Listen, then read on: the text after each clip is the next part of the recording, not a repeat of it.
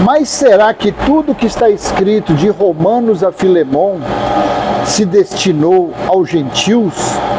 As 13 epístolas paulinas, que os pregadores da graça enchem o papo, enchem o peito para dizer: nós estamos pregando Paulo. Será que realmente as 13 epístolas de Romanos a Filemon, porque para eles Hebreus foi escrito por Paulo, mas claro que não foi. O candidato mais forte ali é Apolo. Mas vamos deixar então, como os inteligentes dos pregadores da graça dizem, que as 14 epístolas de Romanos a Hebreus foram destinadas, né, as cartas aos gentios, aos não-judeus. Bom, aí claro que nós estamos confessando o Evangelho Eterno. O Evangelho Eterno é o reino de Cristo em nós. Se estamos confessando que Cristo está em nós, com certeza nós estamos sendo influenciados por Cristo. Então, quer dizer, vamos passar o entendimento conforme a influência que está em nós, vem cada dia mais nos mostrando o oposto, vem mostrando o contrário do que os pregadores da graça estão por aí falando. Muitas dúvidas a respeito de Paulo fica na mente, né? Por que Paulo não falou das profecias? Por que Paulo não falou do cerco que Jerusalém ia sofrer? Por que Paulo não falou da forma que seria a grande tribulação, né? As mulheres chegaram ao ponto, aquelas que dessem à luz, comer os seus recém-nascidos. Pessoas ali, para poder ter um alimento, iria depender da carne de outro ser humano. A água, durante o cerco de 69 até quase a metade do ano 70, que durou quase um ano, até mais de um ano, não tinha comida, não tinha água. A água que eles beberam dentro de Jerusalém foi sangue derramado, para se cumprir profecias de Ezequiel, de Jeremias, né? De Lamentações, para se cumprir Deuteronômio 28.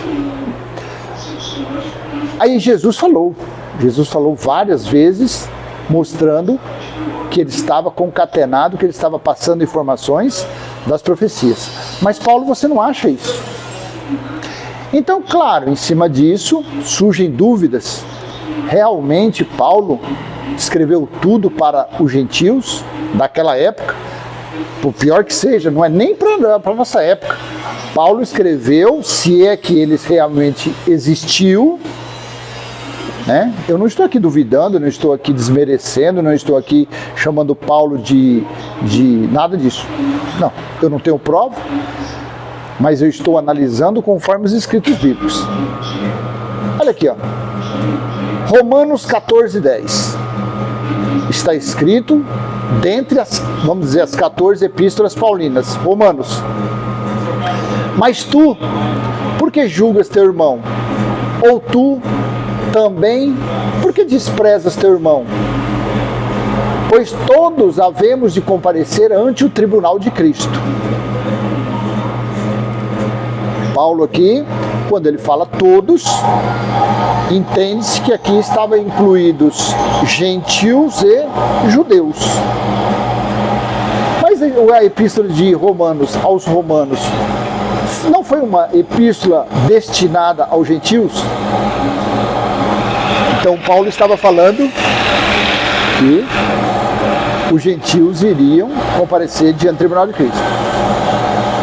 2 Coríntios 5:10. Porque todos devemos comparecer ante o tribunal de Cristo, para que cada um receba segundo o que lhe tiver feito por meio do corpo, ou bem ou mal.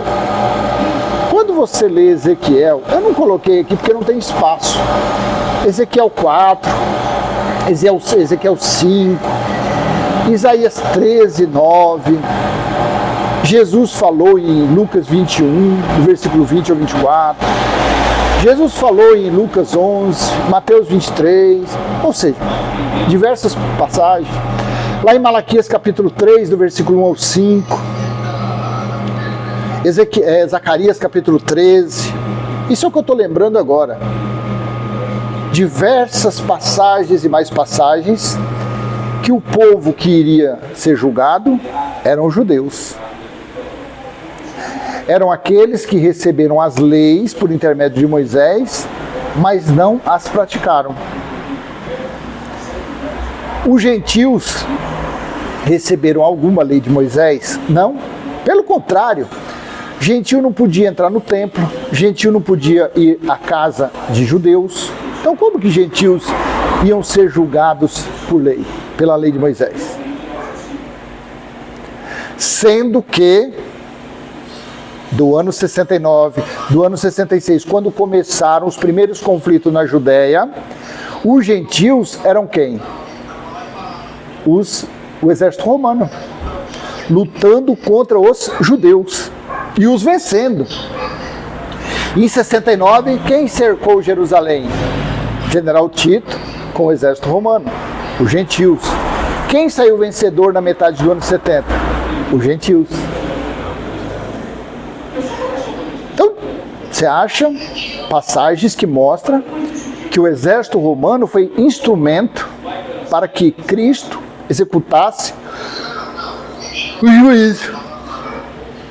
Aí, ó, eu coloquei aqui na Bíblia Viva, 2002, Gálatas capítulo 5, versículo 1. Foi assim que Cristo nos libertou. Agora cuidem de permanecer livres e não fiquem novamente presos pelas cadeias da escravidão às leis e cerimônias judaicas. Gálatas capítulo 5, versículo 1. O livro de Gálatas foi escrito na Galácia para os judeus ou para gentios? Para judeus, para gentios. Mas, quando você vem no capítulo 5, no versículo 1, você vê claramente que Paulo estava falando, foi assim que Cristo nos libertou. Libertou do quê? Das cerimônias e das leis judaicas. Volta a ser prolixo. Os gentios receberam alguma lei judaica? Os gentios receberam alguma cerimônia judaica? Não. Então, como que você pode dizer que Gálatas foi escrito para os gentios?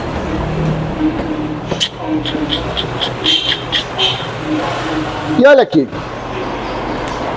para finalizar esse nosso pequeno vídeo, Mateus, capítulo 19, versículo 28, na Bíblia de Jerusalém. Disse-lhe Jesus, em verdade vos digo que, quando as coisas forem renovadas e o Filho do Homem se assentar no trono da sua glória, também vós, que me seguistes, vos sentareis em 12 tronos para julgar as 12 tribos de Israel. Então, o juízo que ocorreu durante o grande dia do Senhor, de Apocalipse 1, versículo 10, de 66 a metade do ano 70, foi juízo contra as 12 tribos de Israel, não contra os judeus, contra os gentios. Então você volta lá em Romanos 14, 10, mas tu, por que julgas teu irmão? Ou tal. Pois todos havemos de comparecer ante o tribunal de Cristo.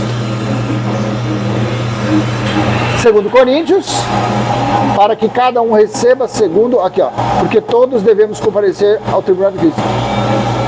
Gálatas 5:1, foi assim que Cristo nos libertou. Então como é que você pode falar que as 14, vou colocar Hebreus para vocês, que as 14 epístolas foi escrito aos gentios? Tira Hebreus, porque Hebreus foi a carta aos hebreus. Hebreus eram os israelitas eram os judeus, os descendentes das 12 tribos de Israel. Então, fica claro que Paulinho, gente boa, não escreveu tudo para os gentios, não. E se ele recebeu a sã doutrina para escrever, para admoestar, para ensinar os gentios, por que que várias passagens Paulo está colocando os judeus no meio, os gentios no meio dos judeus? Por isso, eu prefiro ficar com o Evangelho Eterno. Por isso que o Evangelho Eterno não causa nenhuma confusão. Por que não causa? Porque o que é Evangelho Eterno? É o reino de Deus em nós, onde o próprio Cristo está, tá bom? Curte, comenta, compartilha, se inscreve, até a próxima, tchau, tchau.